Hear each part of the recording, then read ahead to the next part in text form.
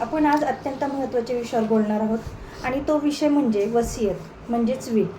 जर ती नसेल तर मालमत्तेचे वाटप कसं होतं हे मी थोडक्यात कायदेशीर भाषेमध्ये आपल्याला सांगणार आहे. शेवटपर्यंत पूर्ण व्हिडिओ नीट बघा. लोक आयुष्यभर कष्ट करून मालमत्ता तयार करतात, पण वसियत म्हणजेच विल करून ठेवत नाहीत.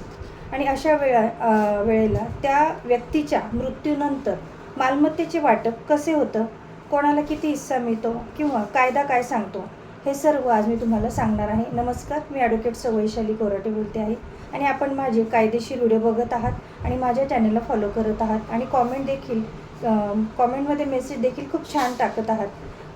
सर्वांना माझी कायदेशीर माहिती सांगितलेली आवडते आहे, त्यासाठी सर्वांचे धन्यवाद. सर्वात आधी आपण विल म्हणजेच वसियत आणि त्याबद्दल काय, ती कशी असते किंवा ते काय आहे हे मी तुम्हाला थोडक्यात सांगणार आहे. वसियत म्हणजे एखाद्या व्यक्तीने आपल्या मृत्यूनंतर आपली मालमत्ता कोणाला द्यायची याबाबत केलेली लिखित कायदेशीर दस्तऐवज. जर एखाद्या व्यक्तीने वसियत केली नसेल तर त्या व्यक्तीला मृत्यू नंतर कसं त्याच्या इस्टेटीचं वाटप केलं जातं आणि मालमत्तेचे वाटप कायद्यानुसार कसं होतं. तर हिंदू व्यक्तीची वसियत नसल्यास कोणता कायदा लागू होतो. हिंदू, बौद्ध, जैन आणि शीख धर्मियांसाठी हिंदू सक्सेशन ॲक्ट 1956 लागू होतो. या कायद्यातील कलम 8, 9 आणि 10 नुसार मालमत्तेचे वाटप केले जाते. सेक्शन 8 नुसार सर्वात आधी वारस कोण आहे आपण ते पाहू. कलम 8 नुसार जर एखादा हिंदू पुरुष म्हणजेच व्यक्ती वसियत न करता मरण पावला किंवा मृत्यू झाला त्याचा, तर त्याची मालमत्ता प्रथम क्लास 1 वारसांना मिळते. तर आता क्लास 1 म्हणजे नक्की कोण आपण ते पाहू. त्यांची पत्नी असेल, मुलगा असेल, मुलगी असेल आणि आई असेल. पूर्वमृत मुलाचा मुलगा किंवा मुलगी, पूर्वमृत मुलाची पत्नी इत्यादी. समजा एखाद्या व्यक्तीचा मृत्यू झाला, त्याच्या मागे त्याची पत्नी, एक मुलगा, एक मुलगी आणि आई इतर सर्वजण असतील तर मालमत्ता ही समान 4 भागांमध्ये वाटली जात असते. सर्वांना 25-25% म्हणजे समजा 100% आहे तर त्यातले 25-25 असे 4 भाग करून समान सर्वांना वाटा मिळतो. कारण सेक्शन 10 नुसार सर्व क्लास 1 वारसांना समान हिस्सा हा मिळतो. 2005 नुसार मुलीला हिस्सा मिळतो का हे बघूयात. तर होय, 2005च्या दुरुस्तीनंतर मुलगी आणि मुलगा यांना समान हिस्सा हा मिळतो, समान अधिकार आहे. मुलीच्या लग्नानंतर देखील तिला हिस्सा मिळेल. पत्नीला किती हिस्सा मिळतो. जर पत्नी जिवंत असेल तर ती क्लास 1 वारस आहे, तिला मुलगा आणि मुलगी यांच्या इतकाच हिस्सा मिळत असतो.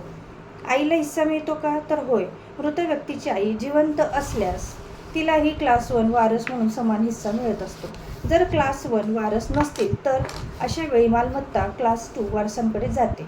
जसं की वडील आहेत, भाऊ आहे, बहीण आहे, आजी आहे आणि आजोबा आहेत, हे क्लास 2 मध्ये येतात. जर पत्नी किंवा मुलगा आधीच मृत असतील तर त्या व्यक्तीच्या जागी त्यांची मुले म्हणजेच नातू किंवा नात यांचा हिस्सा त्यांना मिळतो.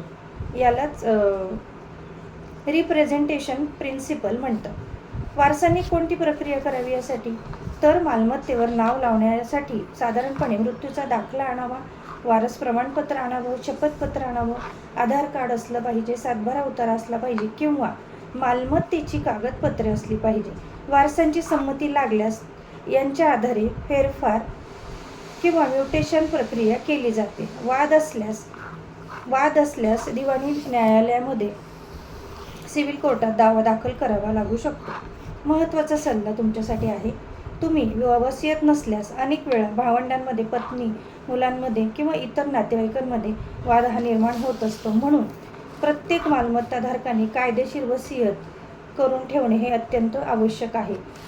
आता मी तुम्हाला वारस 1 यामध्ये जे सगळे सांगितले, मुलगा, मुलगी, आई आणि बायको, या सर्वांना समान हिस्सा हा वारसांना मिळत असतो. वारस 1 यांना वसियत नसेल तर आणि जर लिहून ठेवलं असेल तर त्याप्रमाणे ती वाटली जात असते. ही कायदेशीर माहिती आपल्याला कशी वाटली नक्की कॉमेंटमध्ये मेसेज करून सांगा. आणि माझा मोबाईल नंबर आहे 920 915 56 69.